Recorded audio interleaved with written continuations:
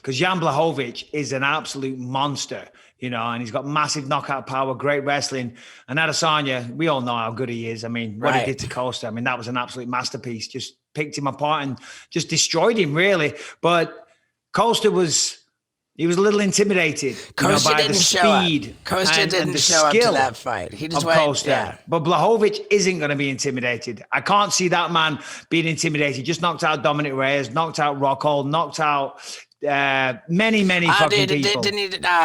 Who's the fucking...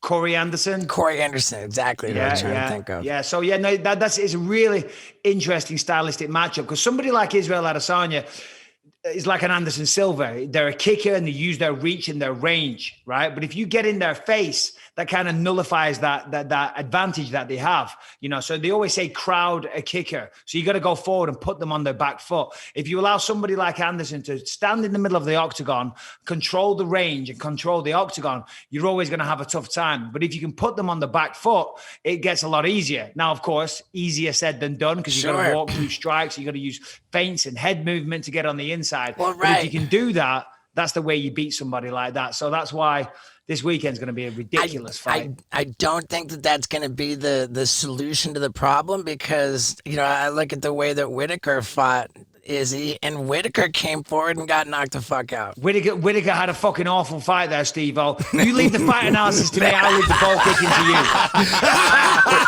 No, listen, trust me, that is the way to beat him. Robert Whitaker is a tremendous fighter, and I'm a big fan of Robert. He's a great guy. I've got so much respect for him. But that night against Israel Adesanya, he was shit. The reason because you're right, he tried to go forward, but what he did was he was leaping with a left hook. He was leaping in. That's not how you do it. You got to walk them down. You got to use head movements, feints, whatever. Draw out a reaction out of your opponent. So then when they throw and you're not there, when the arm comes back, that's when you go in. You don't just jump in sloppy from a distance like Whitaker was doing. But as I say, you're new to this, Steve. No problem. And Izzy's a big favorite over Jan. Yeah, absolutely. And I see why. 20-0. 20-0 against the opposition that he's beat. That's an incredibly hard thing to do. And I'm not making a prediction because I'm working the fight, but I think it's a hard fight for Izzy. I also think it's a tremendously tough fight for Jan Blachowicz. Both of them have got a really tough fight on their hands. If you look at the skill sets, Izzy's got the speed, he's got the technique, he's got the finesse, he's got the swag, he's got all that type of stuff. On the flip side, you've got Blachowicz, who's not as fast, but he's a bigger guy, he's a stronger guy, and he hits hard, and he does have an ability of finding the mark. So when you break it down like that, I think Izzy has the advantage. I think he's probably correctly the betting favorite, but it's not going to be easy. It's not going to be easy at all. And if you can put him on the back foot, you can get him up against the fence. See, that's why backing people up against the fence is so important. Because if you're in the middle of the octagon, if you're swinging punches, well, they can just back up, right? But when you back them up against the fence, they can't back up any further. They got nowhere to fucking go. And if you trap them against the fence and then you could unleash, well, then you got a problem. Wow. Any chance that Megan Anderson wins against Nunes? No.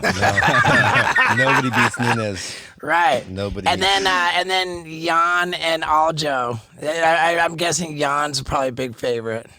I haven't seen the odds yet. I'm working this one for ESPN this week, so I better get my shit together. But Aljamain's such a good wrestler, and anytime you're a really, really good wrestler like that, it's such a great skill to have, So Piotr Jan, not as good a wrestler. Let's see how his takedown defense is. If the fight stays on the feet, Jan's tough as hell on the feet, but Aljamain isn't going to come in there and just try and stand with him. He's going to mix things up. He's going to stand, then he's going to shoot takedowns, then he's going to go back to the strike, and then he's going to go back to the takedowns. He's going to mix things up nicely. So I think that's going to be a really competitive fight.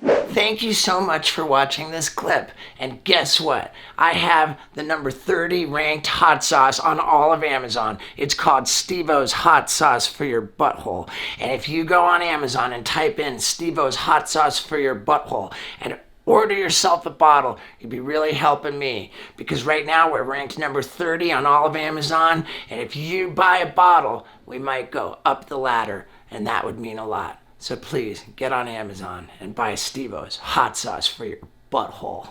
Yeah. Yeah, dude.